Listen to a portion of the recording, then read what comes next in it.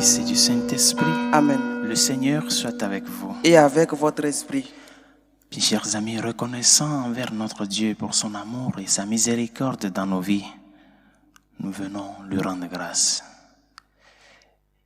Et pour nous préparer à cette rencontre d'amour, cette rencontre de reconnaissance et de gratitude avec le Seigneur, reconnaissons-nous que nous sommes de pauvres pécheurs et demandons-lui pardon afin d'être moins indignes pour célébrer ces saints mystères.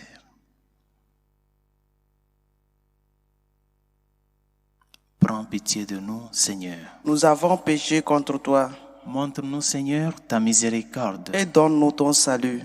Que Dieu Tout-Puissant nous fasse miséricorde, qui nous pardonne tous nos péchés et nous conduise à la vie éternelle. Amen. Seigneur, prends pitié. Seigneur, prends pitié. Ô Christ, prends pitié. Ô Christ, prends pitié. Seigneur, prends pitié. Seigneur, prends pitié. Prions le Seigneur.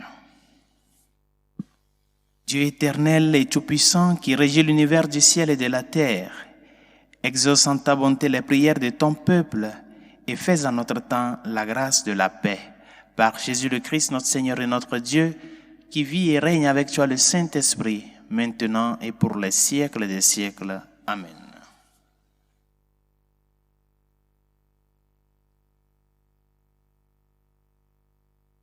Lecture du premier livre de Samuel. En ces jours-là, le Philistin Goliath venait tous les jours défier l'armée d'Israël. David dit à Saül, « Que personne ne perde courage à cause de ce Philistin.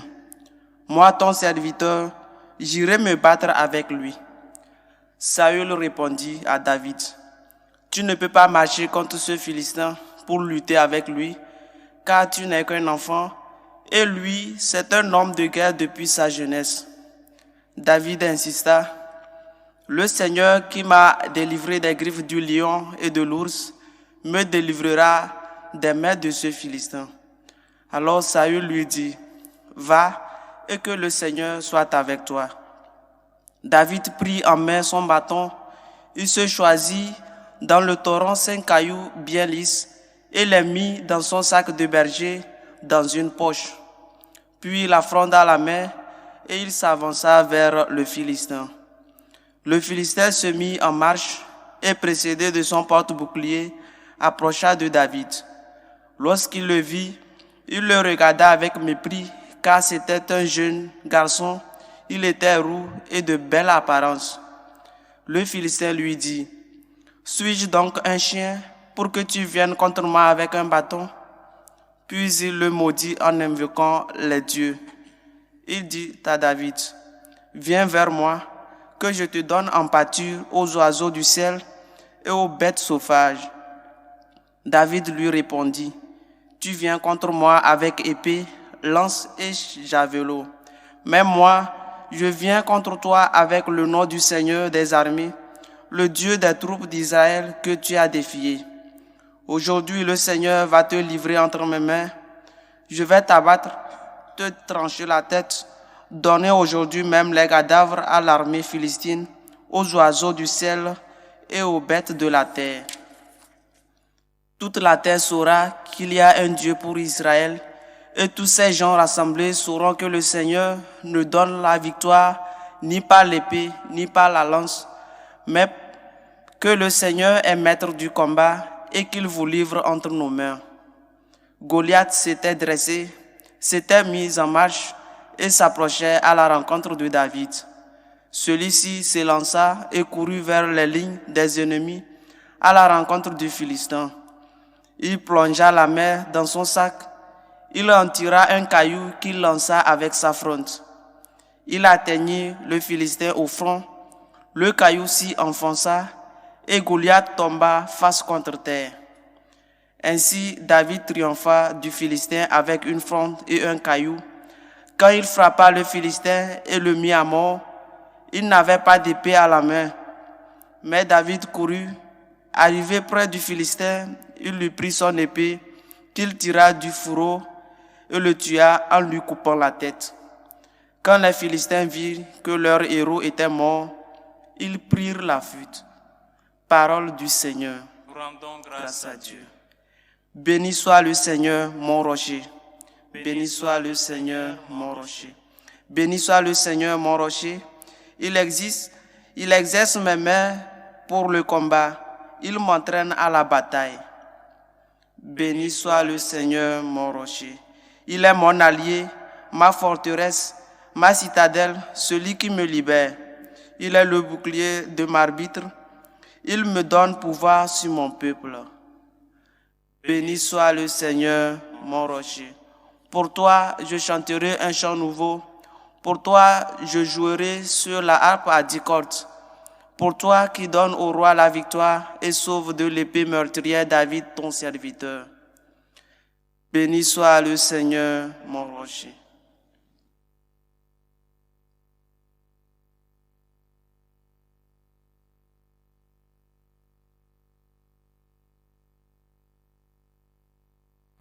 Le Seigneur soit avec vous. Avec votre esprit. Proclamation de l'évangile de Jésus-Christ selon saint Marc. Gloire à toi, Seigneur. En ce temps-là, Jésus entra de nouveau dans une synagogue. Il y avait là un homme dont la main était atrophiée. On observait Jésus pour voir s'il le guérirait le jour du sabbat. C'était afin de pouvoir l'accuser. Il dit à l'homme qui avait la main atrophiée, « Lève-toi, viens au milieu. » Et s'adressant aux autres, est-il permis le jour du sabbat de faire le bien ou de faire le mal, de sauver une vie ou de tuer? Mais eux se taisaient. Alors, promenant sur eux un regard de colère, navré de l'endurcissement de leur cœur, il dit à l'homme, « Étends la main. » Il l'étendit et sa main redevint normale. Une fois sortis, les pharisiens se réunirent en conseil avec les partisans d'Hérode contre Jésus pour voir comment le faire périr. Acclamons la parole de Dieu. Louange à toi, Seigneur Jésus. La controverse sur la moralité de l'acte humain par rapport à la foi revient au cœur des discussions de Jésus avec les Juifs. C'est-à-dire, quelle relation y a-t-il entre la foi et la vie? La foi est-elle séparable de la vie ou elle est inséparable de la réalité de la vie de tous les jours? La foi est inséparable de la vie, bien chers amis, parce que la foi elle-même, elle est vie. Et elle naît de l'expérience vitale. Et cette foi qui naît de l'expérience vitale est au même moment une histoire. Ce qui voudrait dire que nous ne pouvons pas parler de la moralité, de la réalité de la vie, sans faire cas à l'histoire. L'histoire est unie à la morale. Bien alors, si l'histoire est unie à la morale, c'est-à-dire la réalité des actes que nous posons, on peut toutefois dire que l'histoire change, l'histoire évolue. Par conséquent, la morale doit évoluer. On ne refuse pas. Mais il y a deux questions qu'il faut se poser. Si l'histoire change, par conséquent, la morale aussi doit changer, doit évoluer. Est-ce que c'est tout qui change? C'est tout qui est l'absolu là. Est-ce que c'est tout qui change? Y a-t-il quelque chose qui ne change pas dans la morale? C'est là les deux questions très importantes que nous devons nous poser devant la réalité de notre vie et les réalités des actions que nous posons. Y a-t-il quelque chose qui change dans la morale? Non. C'est ce que le pape Saint Jean-Paul II dénomme dans l'encyclique Veritatis Splendor les absolus moraux. Il y a des choses qui ne changent pas. Peu importe l'évolution de l'histoire, ça ne peut pas changer. Parce que si ces réalités changent, cela montre que la personne humaine n'a plus de valeur. Et par conséquent, la réalité de l'incarnation de Dieu, la réalité de la venue de Dieu vers les hommes pour notre salut n'a plus de sens. Il faut qu'il y ait l'absolu. Si hier, désobéir à ses parents est mal, était mal, on ne va pas me dire aujourd'hui que désobéir à ses parents aujourd'hui, parce que l'histoire a évolué, désobéir à ses parents aujourd'hui est une bonne chose. Si hier, l'avortement est mal, on ne peut pas me dire qu'aujourd'hui, aller contre la vie d'un non-né est quelque chose de normal, parce que l'histoire a évolué. Si hier, détourner les fonds publics est une chose mal, est une réalité mal, on ne peut pas me dire qu'aujourd'hui, parce que l'histoire a évolué, que notre monde a évolué, alors détourner les fonds publics est bien vu. Et il y a plein d'autres choses, c'est-à-dire tout ce qui rentre dans la réalité de la construction de la personne humaine et de la vie humaine est inchangeable, bien chers amis. Nous ne pouvons pas jouer avec la vie de la personne. Tout ce qui rentre dans cette réalité de construire la personne, de chercher le bien de la personne, ne peut pas être changé. Parce que c'est cette personne-là, et c'est pour cette personne-là que le Seigneur est venu. Et si nos actions vont à l'encontre du bien de la personne, par conséquent, c'est comme si la venue du Seigneur n'a plus de sens. S'il est venu sauver l'homme et tout l'homme. Et c'est ça la question qui est au cœur des réalités de notre vie de tous les jours. Les actes que nous posons. Quelle réalité notre foi, quelle réalité de foi véhicule ces actes-là? Chers amis, il est nécessaire que l'homme d'aujourd'hui se tourne de nouveau vers le Seigneur pour obtenir de lui la réponse sur ce qui est le bien et sur ce qui est mal. L'homme qui veut se comprendre jusqu'au fond de lui-même doit, avec ses inquiétudes, avec ses faiblesses, sa situation de péché, tout ce qu'il est, il doit se tourner vers le Seigneur. Parce que c'est lui la vérité, le chemin et la vie. Et ce qu'il nous a dit est vie. Ce qu'il a fait au milieu de nous est vie. Et par conséquent, c'est ça le modèle que nous devons suivre. Comment il a été proche de ces pécheurs-là, de ces personnes qui ont besoin de la miséricorde de Dieu et qui reconnaissent vraiment qu'ils ont besoin de cela. Par conséquent, nous ne pouvons pas aller à l'encontre de la réalité humaine, de la dignité de la personne, parce que les institutions de l'État ou de la nation ont établi que ça doit être comme ça. Non. Parce que ne l'oublions pas, il y a des absolus moraux avec lesquels nous naissons. Et ces absolus moraux sont des réalités qui définissent notre personne. Demandons au Seigneur au cours de cette Eucharistie de nous aider à ce que, comme le dit le dernier article du droit canonique, le droit qui régit la vie de l'Église, le salut des âmes doit être toujours la norme suprême de l'Église. C'est ça qui doit surpasser toutes les normes.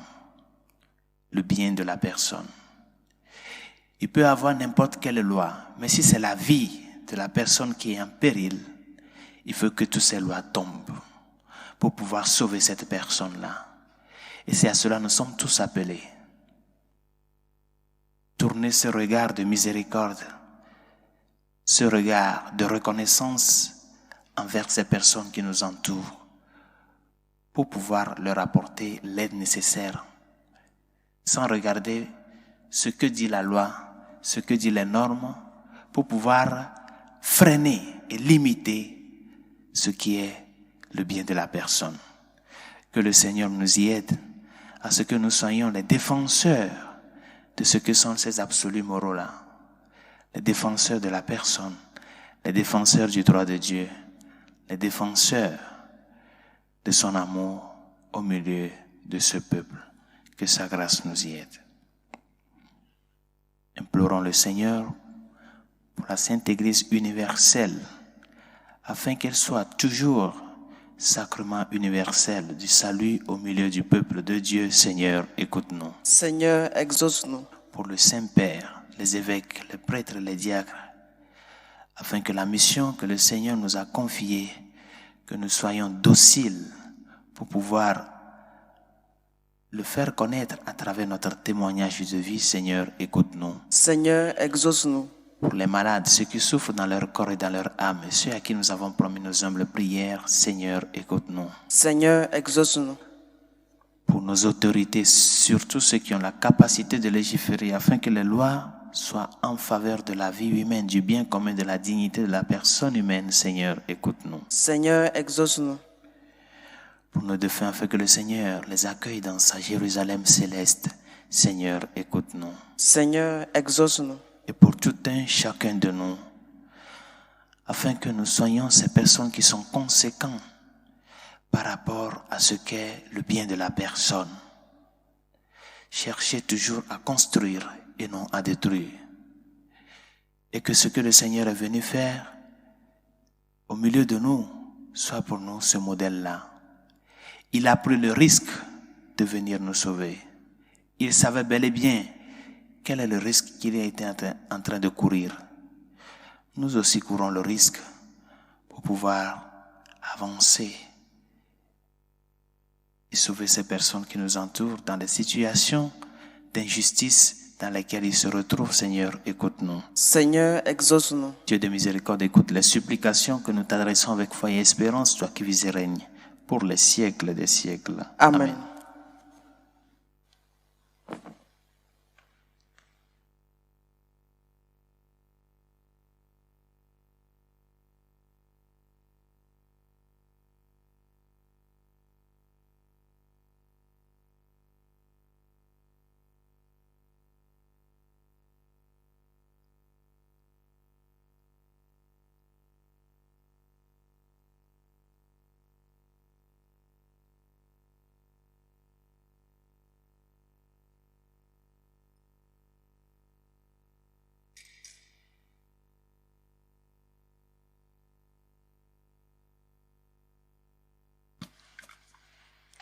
Tu es béni, Seigneur, Dieu de l'univers. Nous avons reçu de ta bonté le pain que nous te présentons, fruit de la terre et du travail des hommes.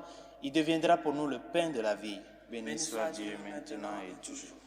Tu es béni, Seigneur, Dieu de l'univers. Nous avons reçu de ta bonté le vin que nous te présentons, fruit de la vigne et du travail des hommes. Il deviendra pour nous le vin du royaume éternel. Béni soit Dieu maintenant et toujours.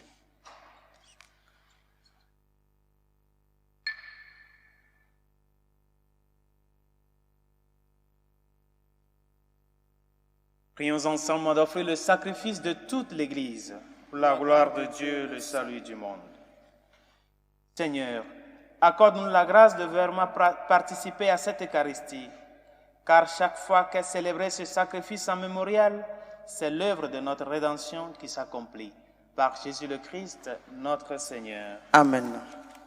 Le Seigneur soit avec vous. Et avec votre esprit. Élevons notre cœur. Nous le tournons vers le Seigneur. Rendons grâce au Seigneur, notre Dieu. Cela est juste et bon. Vraiment, il est juste et bon de te rendre gloire, de t'offrir notre action de grâce toujours et en tout lieu.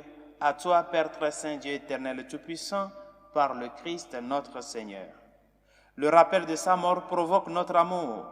L'annonce de sa résurrection ravive notre foi. Et la promesse de sa venue nourrit notre espérance. C'est pourquoi avec les anges et tous les saints, nous chantons et proclamons. Saint, Saint, Saint, le Seigneur Dieu de l'univers. Le ciel et la terre sont remplis de ta gloire. Hosanna au plus haut des cieux. Béni soit celui qui vient au nom du Seigneur. Hosanna au plus haut des cieux. Toi qui es vraiment saint, toi qui es la source de toute sainteté, Seigneur, nous te prions. Sanctifie ces offrandes en répandant sur elles ton esprit, qu'elles deviennent pour nous le corps et le sang de Jésus le Christ, notre Seigneur. Au moment d'être livré et d'entrer librement dans sa passion, il prit le pain, il rendit grâce. Il le rompit et le donna à ses disciples en disant, « Prenez et mangez-en tous, ceci est mon corps livré pour vous. »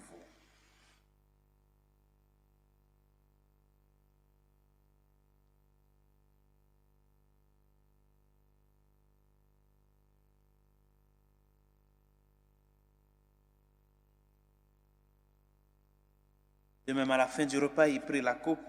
De nouveau, il rendit grâce et la donna à ses disciples en disant, « Prenez et buvez-en tous, car ceci est la coupe de mon sang, le sang de l'alliance nouvelle et éternelle, qui sera versé pour vous et pour la multitude en rémission des péchés.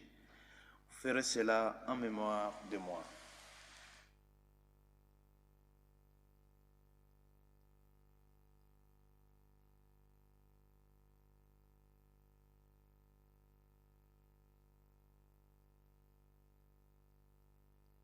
Il est grand le mystère de la foi. Nous annonçons ta mort, Seigneur Jésus. Nous proclamons ta résurrection. Nous attendons ta venue dans la gloire.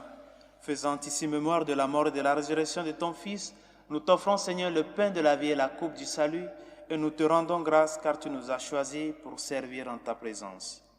Humblement, nous te demandons qu'en ayant part au corps et au sang du Christ, nous soyons rassemblés par l'Esprit Saint en un seul corps. Souviens-toi, Seigneur, de ton Église répandue à travers le monde. Fais-la grandir dans la charité avec le pape François, notre évêque Carlos et tous ceux qui ont la charge de ton peuple. Souviens-toi aussi de nos frères qui se sont endormis dans l'espérance de la résurrection, de Régine, Victorine, Elias, Moïse, nos familles et amis défunts.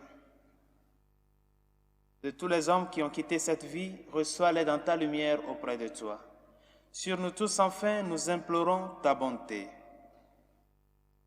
Permets qu'avec la Vierge Marie, la bienheureuse Mère de Dieu, Saint Joseph, son très chaste époux, avec les apôtres et les saints de tous les temps qui ont vécu dans ton amitié, nous ayons part à la vie éternelle et que nous chantions ta louange par Jésus-Christ, ton Fils bien-aimé. Par lui, avec lui et en lui, à toi, Dieu le Père Tout-Puissant, dans l'unité du Saint-Esprit, tout honneur et toute gloire pour les siècles des siècles. Amen. La vie humaine est sacrée et nous sommes appelés à défendre la sacralité de la vie humaine. Que nos actions aillent dans le sens de la défense de cette vie-là. Que les normes de la pratique de notre foi aussi aillent dans le sens de défendre la personne. Cette personne pour laquelle le Seigneur est venu, pour se faire rançon pour la multitude. Demandons-lui de nous aider à ce que nous aussi, nous puissions nous faire cette rançon pour nos frères et sœurs qui passent à nos côtés, afin que les actes que nous posons soient des actes qui rendent effectif l'œuvre de Dieu dans la vie de tout un chacun de nous. Notre Père qui es aux cieux, que ton nom soit sanctifié, que ton règne vienne, que ta volonté soit faite sur la terre comme au ciel. Donne-nous aujourd'hui notre pain de ce jour. Pardonne-nous nos offenses, comme pardonnons aussi à ceux qui nous ont offensés. Et ne nous laisse pas entrer en tentation, mais délivre-nous du mal. Délivre-nous de tout mal, Seigneur, et donne la paix à notre temps. Par ta miséricorde, libère-nous du péché. Rassure-nous devant les épreuves en cette vie où nous espérons le bonheur que tu promets et l'avènement de Jésus-Christ, notre Sauveur. Car c'est à toi qu'appartiennent le règne, la puissance et la gloire pour les siècles des siècles. Seigneur Jésus-Christ, tu as dit à tes apôtres, « Je vous laisse la paix, je vous donne ma paix. » Ne regarde pas nos péchés, mais la foi de ton Église. Pour que ta volonté s'accomplisse, donne-lui toujours cette paix et conduis-la vers l'unité parfaite, toi qui règnes pour les siècles des siècles. Amen. Que la paix du Seigneur soit toujours avec vous. Et avec votre esprit. Agneau de Dieu qui enlève les péchés du monde, prends pitié de nous. Agneau de Dieu qui enlève les péchés du monde, prends pitié de nous. Agneau de Dieu qui enlève les péchés du monde, donne-nous la paix.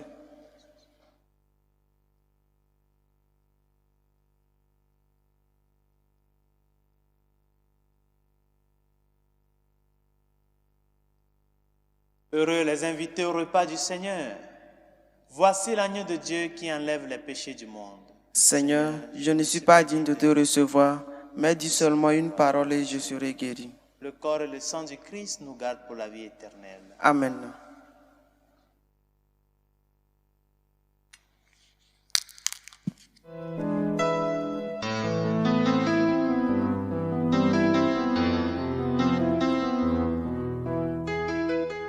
Communion spirituelle. Mon Jésus, je crois en votre présence dans le très saint sacrement. Je vous aime plus que toute chose et je désire que vous veniez dans mon âme. Je ne puis maintenant vous recevoir sacramentellement dans mon cœur. Venez-y au moins spirituellement.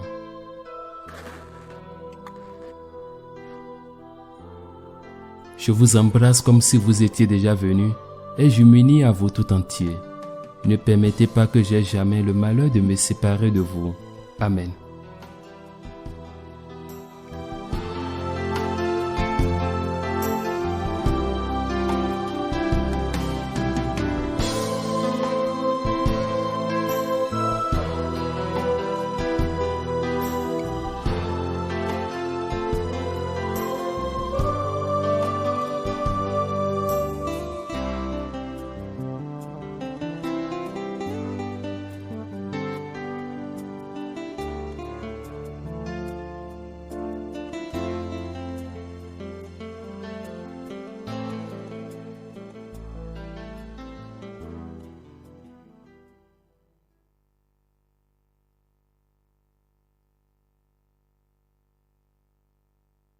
Prions encore le Seigneur.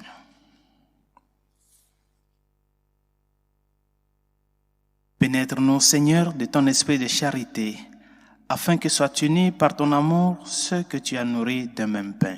Par Jésus le Christ, notre Seigneur. Amen. Le Seigneur soit avec vous. Et avec votre esprit. Que Dieu Tout-Puissant et Miséricordieux vous bénisse, le Père, le Fils et le Saint-Esprit. Amen. Allez dans la paix du Christ. Nous rendons grâce à Dieu. Nous nous tournons vers notre Mère pour implorer une fois encore son intercession.